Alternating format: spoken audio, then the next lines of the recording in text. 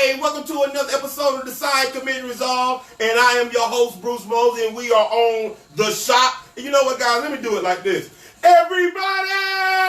Hey, y'all, I am super excited about this particular podcast because I got some very esteemed brothers right here who are co-laborers in the military with me. We all served. You know what I'm saying? We all did our part as far as Uncle Sam is concerned. And I'm just glad, I'm thankful to have you men on the shop today. Thank you so much. But you know what? Y'all know how I do. I introduce every co-host in my own special way. So, y'all get ready? I introduce to you a general of teaching and encouraging people who come his way.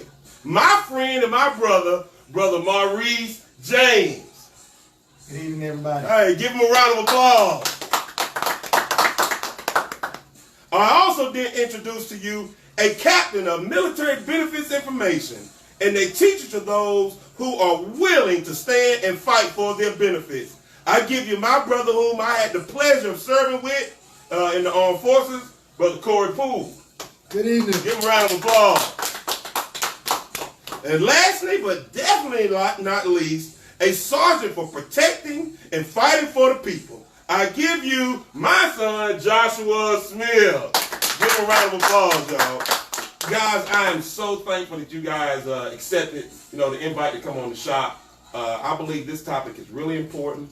I think it is not talked about enough. You know what I'm saying? I think a lot of people don't have enough information about PTSD. So I'm glad you guys, chose to come on here and talk about it with me. So today's topic is PTSD, which is post-traumatic stress disorder. Real life, real impact. So we're going to start with Brother Corey. Brother Corey, tell us a little bit about yourself, the branch of service and the unit, and the length of time you served in the military. I'm Brother Corey Poole.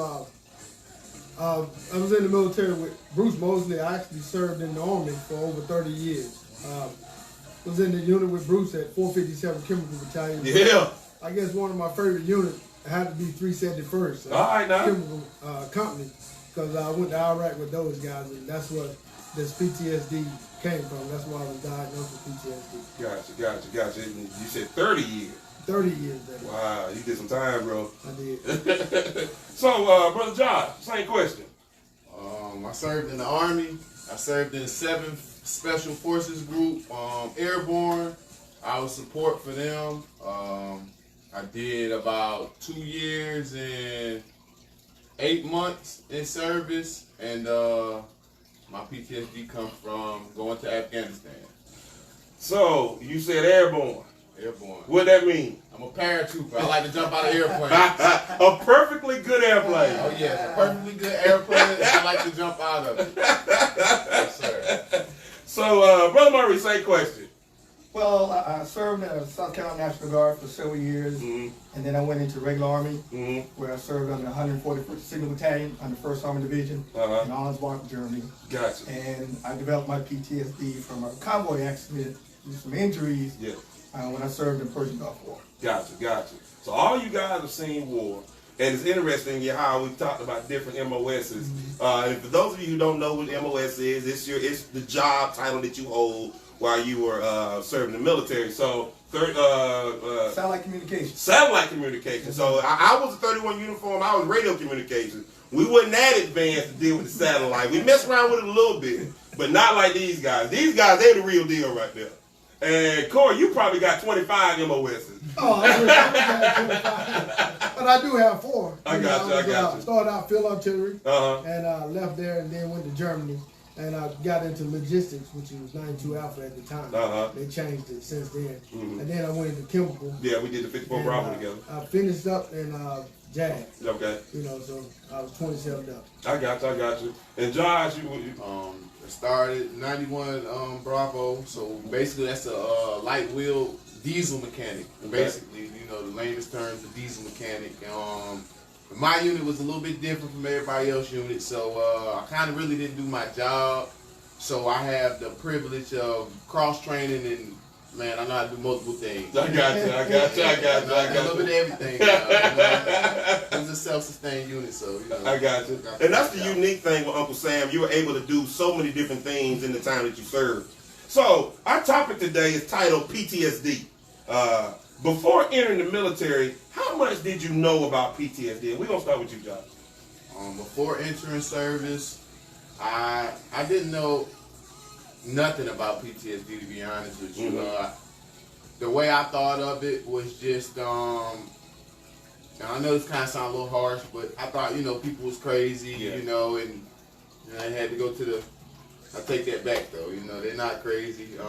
I didn't know anything about it, man. I really was ignorant to it. I didn't know what it was. I heard of it, but I just never knew exactly what it was. I got you. Brother Murray, same question. Well, during my time, I went in mid-'80s. Yeah. Got out in the early mid-'90s. And at that time, PTSD wasn't even the term used at all. I got you. So there was no such thing, PTSD to us.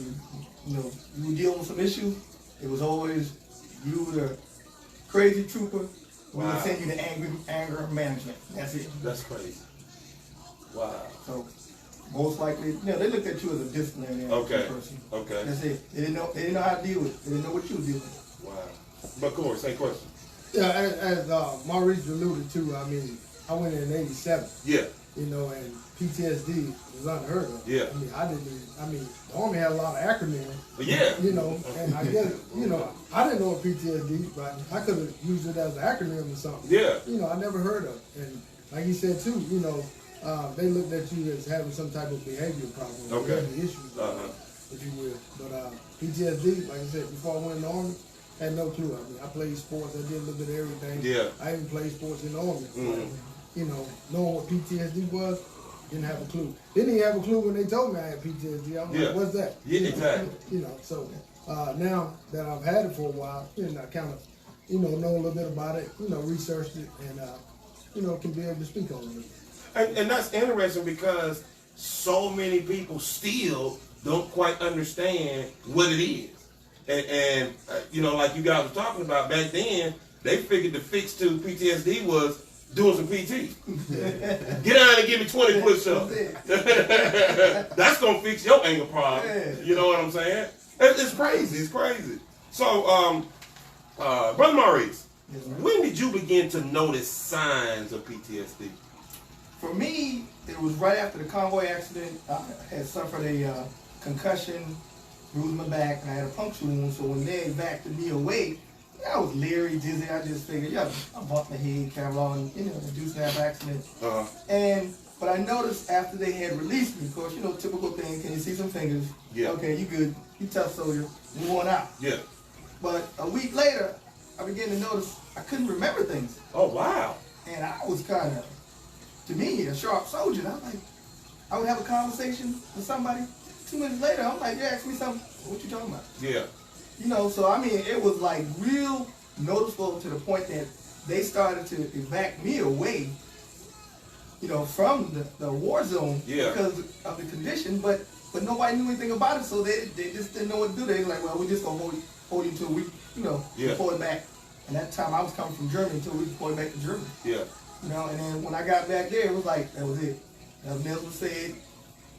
No other treatments, no other evaluations, You just kind of left me alone and figured out for myself. So you started having memory loss? Yes. Wow. Yes. And that's a lot of arguments with my spouse because I was like, I don't know what you're talking about. Yeah. That's interesting, man. Yeah. Brother Cord, when did you start noticing signs? I began to notice signs right after deployment as well. I was deployed in 2003, and we went to Iraq or whatever. And once I got back, didn't pay no attention. I felt like I a deployment, did what I was supposed to do, came back, and started having nightmares and dreams. Oh wow! Like that. And my wife told me that I was waking up in the middle of the night, just jumping up in bed, and screaming or yelling. Yeah. I was like, what's going on with you? But it was PTSD. Where I was actually having flashbacks. I was reliving the war, reliving the bombing and stuff like that we was incurring. So that's when it really happened for me. and I really tried to downplay it, you know, because like Josh talked about earlier, I didn't want people to think I was crazy. Yeah, you know? yeah. And I was like, man, it ain't me. Ain't nothing wrong with me. Mm-hmm. You know, and with PTSD, they was like, well, maybe you need to go see a psychiatrist. Mm-hmm. And that, to me, alluded to mental health of some type. Yeah, and I was yeah. like, no, man, I'm not doing that because I'm not crazy. Yeah. So it took a while for me to even go to a doctor or even let the Army know that, you know, it has impacted my life. I got It changed me. And I lost memory too. And, you know me, I've always been a sharp. So Always sharp. you know, sometimes I can, you know, be going upstairs and forget what I'm doing. Yeah. And be like, hey, come up here for. Yeah. Just that quick, you know, I forgot memory. And like you said too, with anger, I mean, it started a lot of arguments, a lot of fights too. Yeah. You know, with my spouse because, you know, I mean, you pick up that anger management, so to speak, and that behavioral problem. I So, got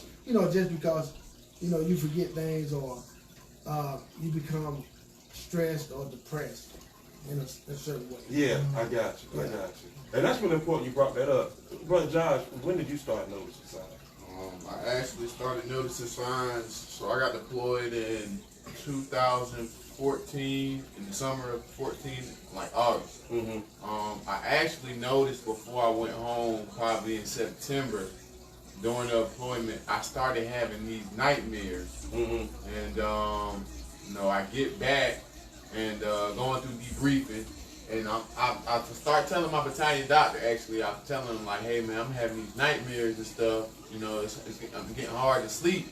And he was like, hey, you don't need to let us know that because we'll flag you. Yeah. And so that became a fear of mine instantly. So what I did was I started trying to inquire about what was going on without really telling anyone. Mm-hmm. So I remember the exact day. It was October 10th, 2014. I was in Publix in Fort Walton Beach. Mm-hmm. Regular day. I'm in the grocery store. Me and my friend, she's doing something, like planning for a birthday or something. Yeah. And this guy walks and brushes up against me. And instantly he brushes up against me, and I look down and I didn't see my weapon with my sidearm. Yeah. And it automatically threw me in this space. Yeah. So I grabbed him and I put him in the chokehold, and I asked him, I said, why you take my weapon? And when I seen the look in his face, it kind of brought me out of it. Yeah, you yeah, know, yeah. because he was like, dude, I didn't take anything from you. And at this time, I just broke out in a heavy sweat, and it felt like the room started to collapse on me. Yeah. So I ran out, and like that's when I knew something wasn't right. Something wasn't right, yeah. Yeah. So. And you know, if you don't mind me sharing this, there was another case where Josh was home and Zachariah was which is your son, was in the bed. He was a smaller kid, probably like 1.5, maybe 2. And Zachariah had tried to get off the bed and he fell off the bed. And when he started crying, you had came out. I guess you woke up out of your sleep. And when he was in here. He was in the living room. And when you came out of your room, you was in this mode, like ready to, protect and fight, because of the sound you heard. And it seemed like it took a minute for you to de-escalate once you started seeing what was going on. And people, I want to let you know that PTSD is so serious because, as you've seen, it has different faces. It can show up different ways. And so you really want to be mindful if you have come in contact with some sort of traumatic stress. You really may want to have yourself checked out so that you can see what's going on within you. So, guys, I'm glad you shared that. And so, like I just said, PTSD has many faces. What has PTSD looked like at its worst for you? We'll start with you, Corey. What it looked like for its worst for me? Yeah. Like I said, it's been times where it put me in a mood or a funk where I just don't want to be bothered with people. I got you. I got depressed. Uh-huh. And there's been times I told my wife, look, it's nothing that you've done. It's just that, I don't want to be bothered today. I don't want to, do anything, because, like I said, it has you depressed. For me, some type of anxiety or something. And I didn't want it to be where you know, she may ask me something or she may say something to me and I just go off. Yeah. You know, so that's how it, you know, affected me. I got you. Pretty much. And before I go on, I mean, it's something that you said earlier. PTSD is a hidden wound. Yeah. It's something that you can't feel, you can't touch. But, you know, I mean, a doctor can't say, well, you know, let me see right here. You know, you can't feel it, you can't touch it or whatever. I mean, but if you got it and you experience, I mean, we brothers can relate to one another because we all, you know, have PTSD. Yeah. So for the most part, a lot of times people say, you know, what's wrong with him or what's wrong with her? And you, because you can't see it, you can't touch it. Yeah. And a lot of times doctors can't even relate to it. I mean, they ask you what's going on, what kind of symptoms you having or whatever. But I tell them all the time, if you never had it, how can you tell me how I feel or what I got? That's so important to know that a lot of the doctors can't relate to it. They can systemically try to treat it, but they can't relate to the process of going through an emotion. You get what I'm saying? Exactly. Yeah. Yeah. I mean, they can bring it to you from book knowledge. Yeah, book knowledge. Or you know, doctor standpoint or whatever, but they hadn't actually been in the moment. Wow. Lived the moment. That's really interesting. So, Brother Maurice, what has PTSD looked like at its worst for you? For me, it was a little more difficult because it wasn't identified when I was serving. Okay. And there was no help. I got you. And to me, because I also had a concussion, now categorized as traumatic brain injury. Wow. I had a lot to deal with physically. Yes. I was angry at the military. I had personal issues in my first marriage. Yeah. And a lot of that was just compiled on me. And I felt like when I got back from the war, it was like my whole life would turn upside down. Wow. And to this day, there are still things that still bother me from that experience because it took them a long time before they got a hold of me. It was like almost 10 to 15 years before we really started nailing it down for me. You know? Yeah. And, hey, just be honest. Hey, it's one of the reasons that caused me to lose or dealt with my first marriage, lost my first marriage. Because there was things I didn't know how to deal with. Yes. Yes. And even though someone wanted to speak to me, hey, let's go counsel, let's do this, I didn't want to be bothered. Yeah. You know? Like you said, depression, anger, any situation that you felt like you couldn't resolve. Because I was the type of person, in your head of your house, you want to fix something, do things. You to fix it. You fix it. You know, you there, but you just didn't know how to fix you. Yeah. You know, and there was nobody there to help you fix you. You couldn't go to family because they didn't understand. The local doctors at the time, they didn't know much about it. So you were just in that own little world of space in that nutshell, and it was like, if somebody did say something wrong with you would explode.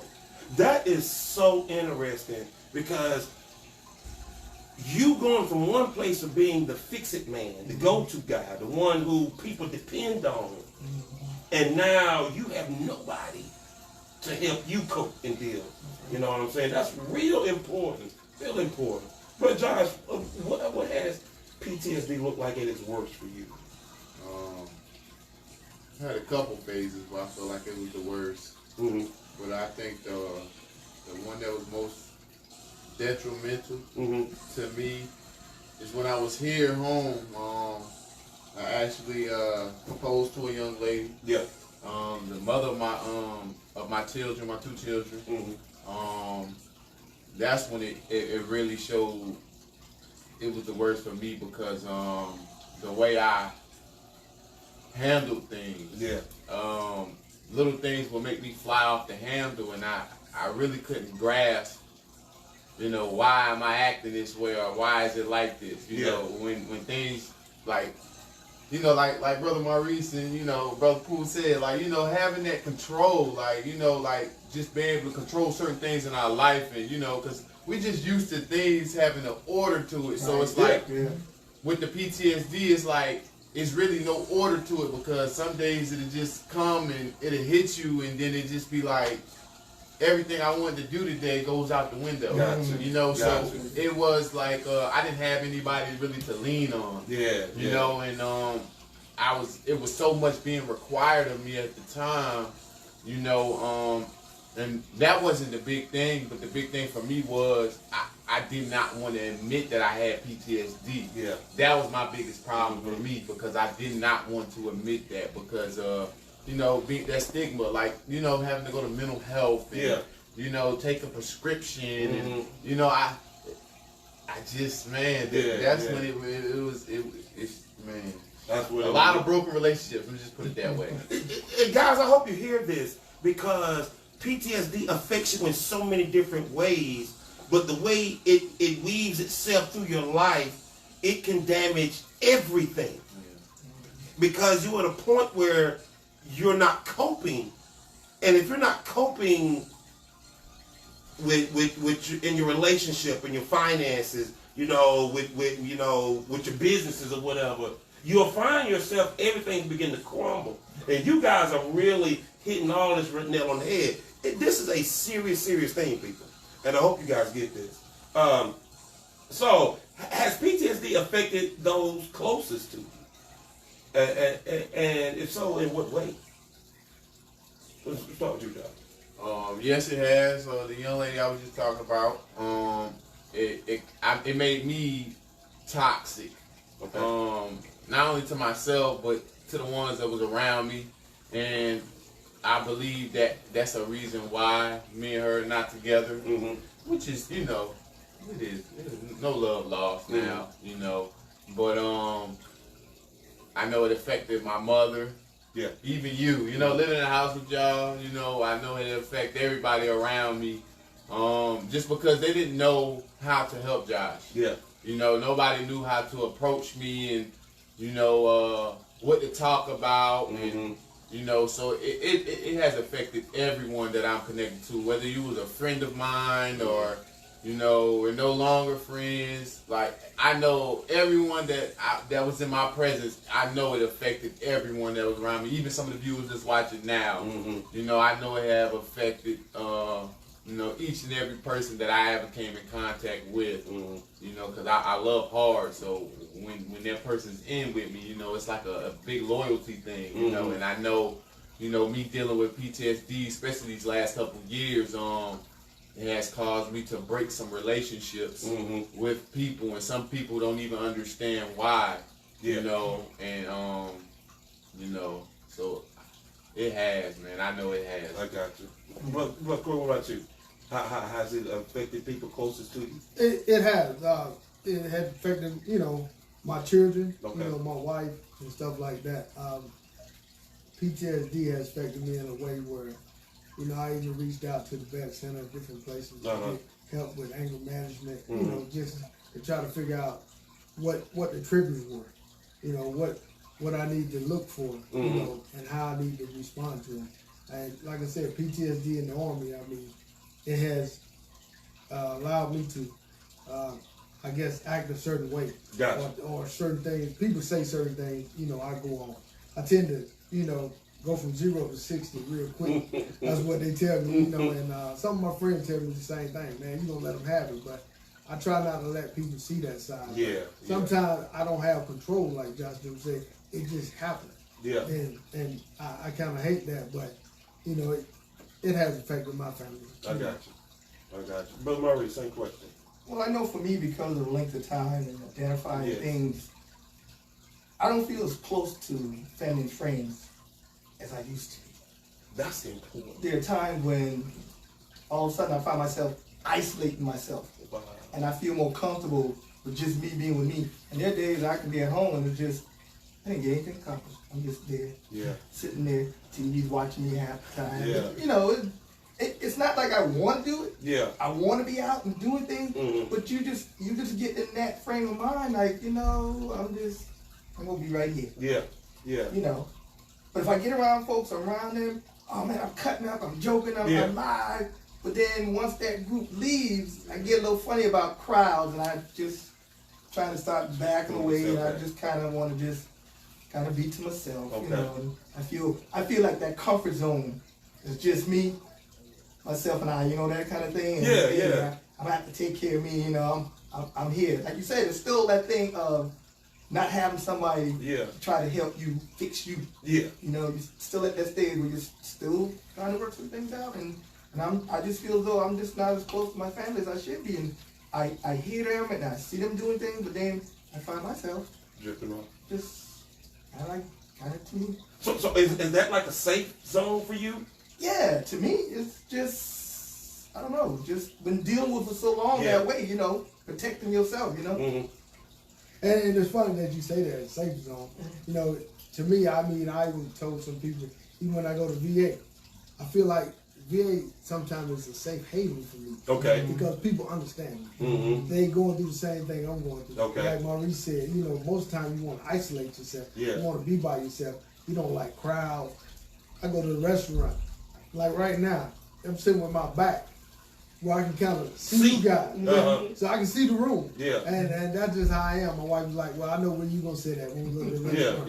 You know, because I've just got to see things. Because like you said, too, I don't like to be around a lot of people, and when stuff pop off or whatever, I like to be ready. Be ready. Yeah. And I remember, you know, time when we served together, we were in Alabama, and you just triggered a memory, because I remember some of the places we went to, you was always adjusted where you could see the room. Wherever you said it, you was always sitting where you could see everything.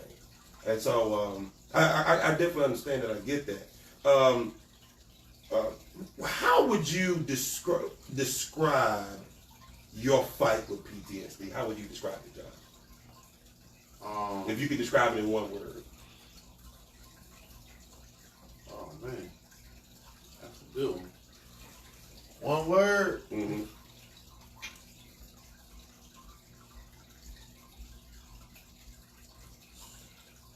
So if you need 2 words, you could grab 2.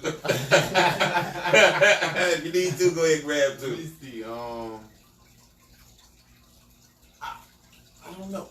Maybe I would describe it's almost like it's warlike for me. Okay. Yeah, it's warlike. I got you. You know, because you never know when the enemy's gonna pop his head. Yeah. You know, around that corner. So I think that's a good one for me. I got you. Because I don't know when or what is gonna trigger it off. Yeah. You know what I'm saying? So I think it's more warlike, or should I say, I could be a little bit more witty. Let me think. It's sneaky. Oh, Sneaky. Okay. That's what I'm saying. Sneaky. I Yeah, got you. I'm gonna take that one. Okay, sneaky. What about you, Brother Maurice? To me, it was more religious, like it's more like spiritual warfare, because I remember being out there in the battle and, you know, come from a religious family and background, and it's okay, God, you know, hey, if you bring me back from this thing, kind of thing. And then when I came back, and it was like all my world was turned upside down, it was like, okay, now I'm relying on God and say, okay, God, Got you. I don't have nobody. All I have is you. Yeah. And for me, fortunate enough, I found a psychiatrist and counselor who was also spiritual minded. So when we went to counseling sessions, we added a lot more of God in my sessions. So that kind of helped me to start building up, reading, studying more, and you know, and rely more on God to fix me than me trying to fix me. Exactly. You know, or anybody else trying to do something to fix me. Because as far as I was concerned, I was through with them because they didn't do nothing for me. And I knew I can depend on God to deliver me. It may take some time, but I know He's still working on me. I got you. Brother Corey, how would you describe your fight? Somewhat like Josh. I mean, it's almost like, I mean, it's something I read too, but it's almost like an invisible war. Okay. You know, sometimes, you know, our warriors, you have these different fights and stuff like that. You know, you have different moments and stuff, or it's your time to interject, if you will. And sometimes, I mean, things can be going well, and then, you know, I have that moment. Like I'm at war, I'm wrestling with it or whatever. I got you. And, you know, things like medication, you see a psychiatrist which prescribe medication, the psychologist pretty much talk to you about things, you know, give you different tools in your toolbox to try to cope with stuff, or, you know, not to be angry about different things, or know when the triggers get ready to come, or something get ready to happen. You know, like me, I mean, PTSD, even with road rage, I mean, it used to be so bad for me that I'd be follow somebody home, get my gun, seriously, and follow them home and do something to them. I'll be the last. They had to talk me off the ledge about that thing. So, I mean, these guys know. Because I done seen this one, right? So I'm telling you, man, sometimes it's just like that war, man. And I have to tell myself, look, you know, you're not at war no more. You know, calm down, back up, let him go. Don't even blow the horn, just keep riding by. You know, because they stick a finger up or something, then I'm ready to follow. All kind of stuff, man. But I got you. That's how it did for me. And that's really important. And that's like a segue into our next question. So, what avenues have you taken to battle this enemy known as PTSD? And how important is having a DAV rep? But Mark, we'll start with you. Well, to be honest with you, service organizations, I just don't really trust them. Okay. I started out when I was applying for things with the DAV, but they wasn't really here a lot of times here locally, and I had to go to Columbia, and going back and forth, I was just getting frustrated with it. So for me, for over 20 years, I decided to just back away and just started researching things on my own. Okay. I got on a lot of high-profile medical websites. New England New England Medicine, a journal, something like that. The Mayo Club type things. And I just started researching terms and other stuff. And I would even go on the VA's website and look at their board reviews of cases that came up and see how they were won and lost. And I started pulling stuff. And I realized when you submit claims, you think the VA is looking for your records. They don't search your records. You have to find your own records and submit exactly what you want them to see. So they're not going. They say they help you build your case, but they don't. You so have to I had to basically just work and build my case little by little. I got you. You know, and it was like I said, it took a long time. Frustration. Okay. You know. So, well, Corey, what avenues have you taken to fight this battle against PTSD? And I know you alluded to, going to DAV. Yeah, mine's a little different though. I alluded to DAV. We talked about DAV, but DAV didn't help me. Okay. I became a member of DAV after the fact. Okay. I pretty much did my own research. Coming from war, I told the doctor, my personal doctor, exactly what I was experiencing. Military doctors, they didn't know, they didn't have a clue or whatever. And on one of my assignments in Virginia, I kind of got into it with one of the majors. Gotcha. And he was like, man, you got PTSD. And I just lost it. I mean, I went off. Yeah. And then they sent me to a doctor, and she talked to me. And I still went off. I guess I knew I had PTSD when she talked to me about my cell phone. I remember just like yesterday. She was like, what you doing on your cell phone? And I lost it. And I told her, soldiers getting killed every day, and you worried about somebody talking on a cell phone. So then she was like, look, we just need to talk. I need to figure out what's going on with you. Gotcha. I knew then that, I had, crossed over, or I really had, PTSD. Gotcha. So Josh, what avenues have you taken to fight this thing? To be honest, I tried a little bit of everything. Brother Maurice actually helped me when I was ready to give up. I remember him taking me down to Columbia. He's like, man, we about to get you right, man. And like, ever since then, he kind of gave me that self-drive within myself to kind of go push and be my own. Because you're your own best advocate. That's what I want everybody to know right now. We support the DAV and, these other organizations, but they're not there for you 24/7. Like, they're not accessible to touch and to, always to talk to someone, and sometimes when you need it right now. So, just linking up with other veterans, Upstate Warrior Solution, they were real good in helping me, with a couple of things. I don't want to bash nobody. Yeah. But like I said, really getting around people who are actually doing it for themselves kind of motivated me and to go out here and do research for myself. I feel like that's the biggest thing with anybody that's a veteran just watching. Like, that's the biggest thing. You need to go look stuff up for yourself, because nobody's going to do it for you. Nobody's going to do it for you. I'm blessed to be around brothers that'll help, but still, they're not going to do it for you, So, I think that was the biggest thing, just other veterans. And it's some good groups out here, but like I said, they're not accessible all the time. So let me ask you guys this. Is being connected to other veterans therapeutic? And is it a good part of your healing process? Yeah, I think it is. Yeah. You think it is? Yeah. I know it is. Okay. I mean, because you feed off them, and then some of the information that you get from them, you see how they tend to deal with stuff. I mean, even like when I went to Vet Center and I went to the anger management thing, I had Vietnam vets, I had people from Iraq, Afghanistan, all that, but just to to hear what they say or how they was going to do different things and how I was going to do different things and how they handle things, kind of gave me an idea of how I should handle things or maybe how I should approach stuff versus, using my approach. So it was very therapeutic for me. Gotcha. True. So for me, going to the vet center, and it was kind of a little different because the majority of the people I went with, and I give mad shout out to the Vietnam vets. They kind of laid the groundwork for me, told me how to get around some things you need to look at.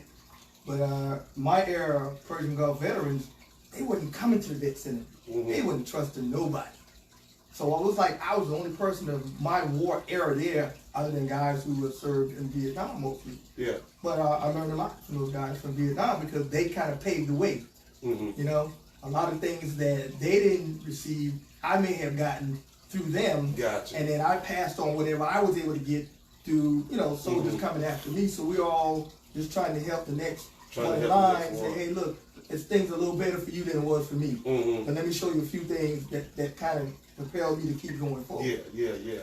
But Josh, what you think about that connection to the other soldiers? Yeah, so I think it's very detrimental in your healing, and especially dealing with PTSD, because like I said, for me, the era where I was in, it was just like I think I became a veteran at the age of like 23, 24. So you do have some people who kind of look at you a little bit funny, like, oh, you ain't been through enough, or you haven't, you know what I'm saying? So with people my age, it's always a little bit harder for us because we'll just get frustrated because it's already people who like, oh, you ain't really just been through much, you know what I'm saying? And I had to hear that and deal with that so many times, and just talking to these doctors and they telling me like, oh, it ain't nothing. So it was like being around other vets, like Brother Maurice, Brother Poole, and them talking and letting me know the information they have found out, and me, doing it myself. So I feel like it's very detrimental in the healing for the veterans, man. And one of the things that I found out, not on suffering from the PTSD side, but just the benefits as a whole, that conversating with other veterans who went through this process of getting their benefits, who know some of these ins and outs, I found it to be really, really helpful. You know what I'm saying? I think the community of military veterans is probably one of the strongest communities to have, but a lot of times we don't utilize it. You know what I'm saying? We got to utilize that community. So, I mean, great point, Josh, great point. So, let me ask you guys this. There have been, statistically, when we look at African American men, that we don't go to doctors, especially dealing with mental health issues. And when you move that over to the military, black African American men going to the doctor saying, okay, I'm suffering from PTSD. Do you see that change? Or let me rephrase that. Do you see that more prevalent now than 10 years ago? Men coming forward more? Brother Josh? I actually do. Because now we have a lot of people, and shout out to everybody who got a platform, who uses that platform to put out some good things. It's a lot of athletes and ball players and even some of the rappers and stuff like that, entertainers. They're using their platform and they start to talk about PTSD, because us as veterans, we're not the only ones with PTSD. That's true. And we don't ever want to come off in a way as if we're just the ones with the PTSD, because we know that's not, we understand, but as being a black man, to be honest with you, I see a lot more people are doing it now, because before it was like, it's these underlying things that happen here in America that nobody likes to really talk about. And, I'm not going to spend a lot of time talking about it, but I feel like those were some of the reasons why, because, nobody wants to, it's another, what do you call it? A title or a tag, somebody put on you, another stigma. Label. Yeah, another stigma or something like that. I think us as black men, we already get kind of stigmatized already, so it's just like, who wants to add another one to that box? So I am seeing a lot more people get active and starting to talk about mental health, and which I think this is one of the key things we need to talk about. Yeah. Because if you take your mind, then everything else is gonna follow, guys. Yeah. Everything else is gonna follow. Real important. Brother Corey, you see a change or a shift happening with more black men coming forward? Yeah, I think so. I mean, like you said, we used to didn't want to go. You know, it was like, you know, I'm not crazy or whatever. And I go to a Bible study every Thursday night. Supposed to be that night at 7 o'clock, but you know, I'm here. And we talked about a couple of things like that. Like me and one of my partners or friends talked about having PTSD or going through stuff and actually going to the doctor and getting medication. And a lot of times, even though you're doing it, nobody else knows because you don't want nobody to know. Yeah. You know, so you in your own little own space or your own little secret box or whatever. And that's some of the things that we actually talked about and we prayed about. Yeah. And you know, to be able to help one another. Yeah. And to be able to get off that medication and take it to God and let God deliver us. Boy, you gonna make me shout now. You talking about something now. You talking about something. Brother Maurice. Well, Booth, I kind of experienced something a little different because when I first got out and I started going to the vet center, you know, dealing with some of the vets from different eras, there were some issues some of the black vets were dealing with. Yeah. And as I noticed, as we talk about when we want another percentage in our disability, and I seem to notice we were the last ones to get that 100% plateau. And others were already there, and there were some guys there that had more serious conditions than some of those who had already reached that 100% plateau. Yeah. And I was like, wow, I didn't think it was like that. I figured you was a veteran, you know, you all were treated the same. But because Vietnam veterans still had to deal with that stigma of black and white still being in the service, more so than that I saw when I was in the service. So for them, it was still a little hard because of the racial tensions that were still a part of being even a veteran. And even to this day, I remember going to a service office and I had the service rep, the guy who ran the place, told me, you need to dumb down. I'm like, dumb down? You're talking about my life. You know, well, they don't like people like you. And I'm thinking, like me, who? Yeah. You know, because isn't this a veterans service? You know, I got very angry. I was upset based on what he said. Yeah. You know, I'm like, wow, this is my life. I'm trying to get things straight, trying to get help. And it's like, you tell me what I'm doing, you know, it's like, people don't need me trying to outsmart them or trying to tell them that they're wrong. You know what I mean? I'm like, what? That's crazy. So, like I said, it was a little bit different on some of the challenges I had over the 20 years, you know, fighting my issues, you know. You know, and I'm glad you brought it up because this is going to lead into our last question. Well, next to last question. I know a lot about you brothers, and I know you guys believe in Jesus Christ. How important has Jesus Christ been, or how important has your faith been in overcoming PTSD? Start with you, Corey. It's everything, Bruce, to me. I mean, the faith is everything. Without faith, I mean, I wouldn't be where I am today. Yeah. And I wouldn't even overcome what I've overcame. And let me elaborate on that a little bit. Okay. You know, when I was first diagnosed, I mean, man, I was taking so many medications, I didn't even know what was what. Yeah. I didn't know what was helping me, what was hurting me. Yeah. You know, different, what's the word I'm looking for? Side effects. Okay. Different side effects from different medications. So I started reading stuff, I started researching, I was like, man, this is why I'm so tired. This is why, you know, I'm doing this or I'm doing that. I can't function, you know, I'm sluggish or whatever.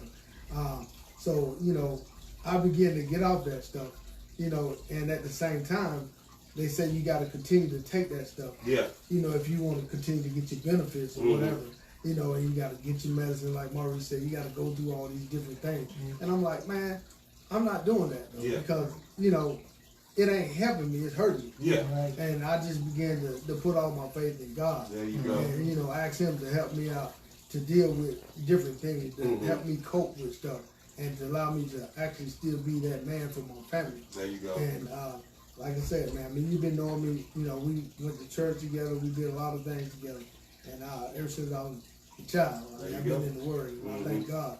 You know, if it hadn't been for him, like I said, I wouldn't be where I am today. And I wouldn't be, you know, further along with this PTSD thing. And like I said, I still take some medication, but I'm just trying to wean off all that stuff. Yeah. And just let God, you know, be able to put me where he needs me. Amen. Brother Murray. Well, for me, definitely God was a big factor in my life. Because even out there in the Gulf, back then my grandma used to say, make sure you take your little pocket Bible. Yeah. So I always have a little pocket Bible in my heart. And I was always talking to him. I wasn't going to church because in the military you travel a lot, so I wasn't as active. But after I got hurt, man, it was like, okay, guys, it's me and you. And to be honest with you, to me, the VA, after I got out, wrote some restrictions on me for the job I was on. So it got to the point where the job was like, you can't do this job. So when I went back to VA, I said, hey, look, you might want to start working on my disability because they said I can't do this. And they like turned it back on me. And I wound up losing the job. So I got real sick. For about 2 years, I wasn't doing anything, didn't earn anything. And God took that situation and he worked it for my good too. He came around and he just completely retired me from the working world, retired me through the VA, and I was like, oh Lord, what do you want me to do? You worked it out. So, I mean, everything for me is completely taken care of. My health, financially, medications, everything is free. Don't pay no taxes. I was like, okay, you living that good life. So to me, to a veteran, hey, I'm like, hey, look. Won't he do it? That's it. Won't he do it? And my thing is, he did it. He did it. He did it. He did it. That's my thing. He did it. He did it. So it's, to me, it's the reason where I'm at today. Gotcha. As a deacon at my church, is because of the struggles I went through, and he turned it around and he showed me a better path. Come on, Brother Josh. What was the question again? So what role has your faith, your belief in Jesus made in you overcoming some of these issues with PTSD? Well, to be honest, you know, I grew up in the church, really. You know, first coast, I went to Catholic school, you know, when I was in New Jersey. So, you know, I always been around, knew who God was and stuff like that. And I believe it has played a major deal in my life because, you know, now things not perfect now. You know, I'm not like Brother Maurice, right, quite yet retired out and all that good stuff. You know, him and Brother Poole. I know what y'all got this. You know, but it's a process, and I feel like, man, Jesus Christ, man, to be honest, man, you know, I know everybody believe what they believe, but for me, man, Jesus Christ really has, man, I mean, I can go on and talk about some of the times, man, where he just, you know, when you feeling by yourself and lonely, and then I hear those words, and it's just like, and I'm like, I know ain't nobody in here with me. You know what I'm saying? I'm talking about that clear, like it has been detrimental to my livelihood, like just me even being here, be able to talk right now. You know, it's been very, very important. And even then, you know, in my faith, sometimes I have slipped and did things, you know, and that's one thing too, you know, I can't stand people to be, you know, want to be hypocrites and stuff, man. You know, nobody's perfect, guys. Nobody's perfect. You know, we all gonna make mistakes. We all have some kind of thorn in our side, but at the same time, you know, you have to make it up in your mind that you're going to want to change your life, and then Jesus is going to come help you. He's not, there's not no lottery with him. It's not, it doesn't work like that, guys. And this is for the people who have that conception that I just pray and just, you have to get up and do something. You better say it, You got to get up and do something. He only going to meet you halfway. Jesus Christ is a gentleman. He's gonna knock at the door until you open it. So if you don't never open the door, stop complaining. And then that's one thing that I am strongly passionate about. You know, quit complaining about something that you didn't do. You know, I don't complain. I made some mistakes in my life, and you know, I'm not proud. You know, but I'm not ashamed of it either because it made me the man I am today. Right. You know, so you know, and I feel like without Jesus, like I wouldn't be here. Period. You wouldn't be here. So it is what it is, man. Come on now. See, look, we're about to have some church. I need to send the plate around and collect the offering. But that's how real it is when you are going through something to have an anchor that you can depend on. And that anchor is nobody but Jesus Christ, y'all. I hope y'all get that. So in closing, what advice would you give our viewers who may be struggling with PTSD? Start with you, Josh. My advice is, first off, go and just, I would say you have to do a self-check first. This is my advice to you. Do a self-check first. See what is causing you to do these things that you're not wanting to do, because you have to understand PTSD goes hand in hand with drug abuse. Okay, so most of us, especially black men, we abuse. Most of us like to smoke marijuana. Okay, I'm just put that out there because this for somebody who probably don't know. You know, most time when we going through stuff like that, we use some type of drug in trying to cope. Right? You need to cut that out. That's not gonna help you cope. It's only gonna temporarily fix a problem that's never gonna leave.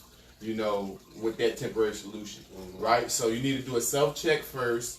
Then you need to, if you're a veteran, you know, get around some other vets that you can trust. And then you need to verbalize these things. You need to learn how to communicate and say what you feel. You know, after that, you know, after you did your self-check, you check in with your veterans and all that, then this is the most important thing. You have to go to God. You have to. You have to bring it to God because these problems are bigger than us. Yeah. You know, we are bigger than the problems. We are, but you have to give it to someone else. You know, so like I like to say, I give it to my Creator. You know, so I think those are the big things for me. Gotcha. You know, you gotta do that self-check, then you bring it to God. You know? Gotcha. Brother Maurice, what advice would you give our viewers? Be persistent. Persistent. Y'all hear that? Persistent. Persistent. Don't give up. And when you look at the situation with Jesus, Jesus is always there. He's just waiting. He's eager for you to say, I need you. I need you. Come on now. And guess what? We all see the picture of him walking across the sand and stuff. He's going to be there to carry you all the way. Come on, bro. You got to give it to him. Come on. You got to be persistent. You got to want to beat this thing. Yeah. You know? What it'll say about the race is not given to the swift. That's right. For those who endure to the end. Come on. Hey, it's a life journey. Come on. It's a life journey. And Come on. you got to keep pushing. You got to keep moving forward. Come on. You got to stay focused and motivated.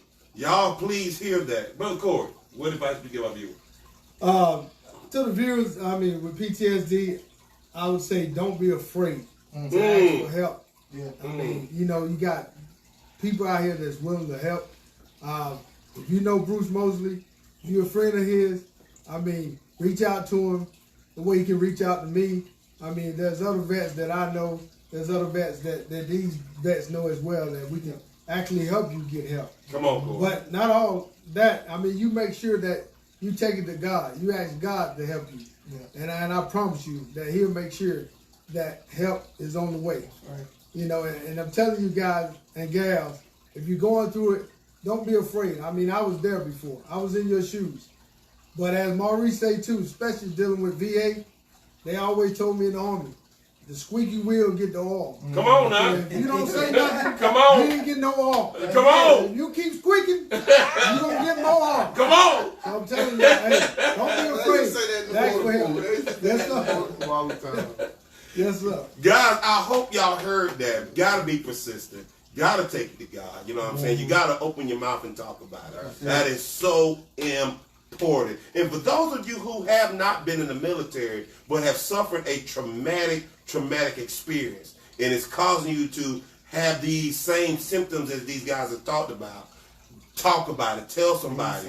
Get the help you need so that you can overcome where you're at. That's the only way you're going to get there, guys. Listen, I thank you guys for coming on the shop. You guys have made this a blessing. I really appreciate you. Brother Corey, Brother Maurice, Brother Josh. Thank you guys so much for coming in, man.